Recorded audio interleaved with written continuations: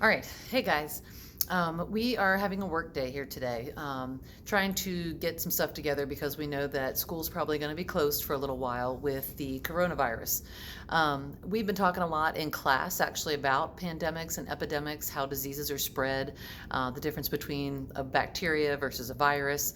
And some people have talked about maybe we're being a little too over the top with how much we are restricting people getting together.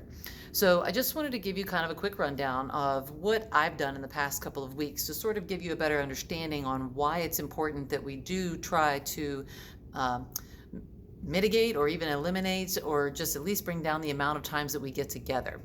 So for the day, this is me right here. I had an opportunity earlier in the week to actually go visit a school in Northern Virginia. So I got into a car with 5 other people, and there's actually a second car that went with us. And we drove to Northern Virginia and visited a school up there that actually has 4,000 students. It's 2 different campuses. And we were in there using the restroom. We were opening doors. We were using the water fountains. We went into the library. We went into the cafeteria. Interacted with kids in the hallway, interacted with kids in the classrooms, touching the desks and things like that. Once we were done with that, we came back home. I went home to my family. I have a son and a daughter and my husband. We'll get back to them in a minute, but so I did definitely go hang out with them. I teach, obviously. So over here, this is my school. The campus that I am in, we're a 2 campus school, and I have 640 some kids at our campus. I teach health and PE, so my kids are getting sweaty around me in addition to doing health class. So I have now interacted with those 645 students, and whatever I have been around with them, I have also brought home to my family. On Sundays, we do go to church. I have now taken whatever I've interacted with everyone to church, and anybody at church who I interacted with or things that I've touched, the seats, the pews. Some places have hymns still, some people who are doing communion, those sorts of things. I brought that home, again, to my family. I also coach softball, so I've got a softball team that I go see every day. Total, with all of us, coaches, manager, and team members, we have 15 people. We actually took a bus yesterday and we drove out to another school. We had a scrimmage, our first scrimmage of the season. So everything that we all have, each and every one of us, got onto a bus, which other people have been on before us, and then drove out to this other school, played a softball game, and then came back home. Anything I have been around with these people has now come home with me also, and then gone to my family. Take into account also that my son plays soccer and my husband coaches. So they've had things where they've gone to their own schools. They don't go to the school where I teach.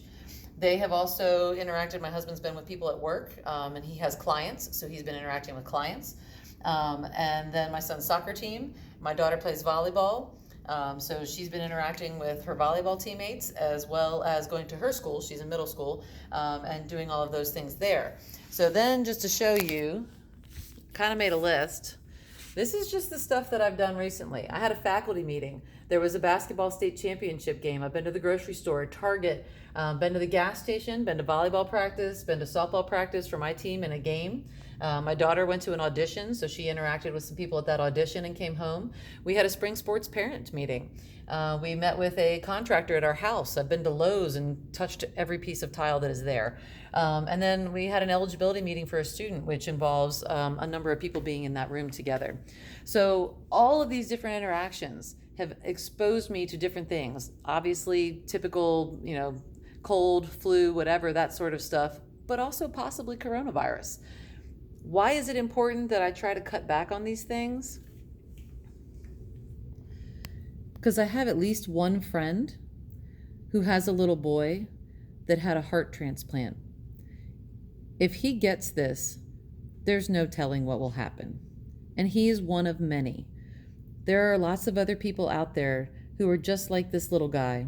There are also lots of people out there who are elderly, who maybe have some respiratory issues already, who have a compromised immune system.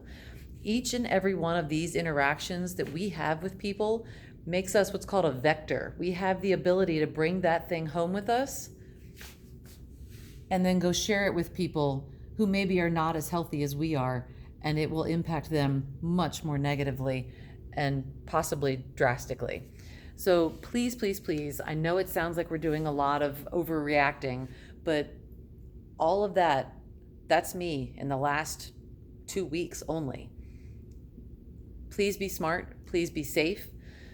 We're not saying don't go outside. Fresh air and exercise, washing your hands, getting sleep, all of those things are important to do.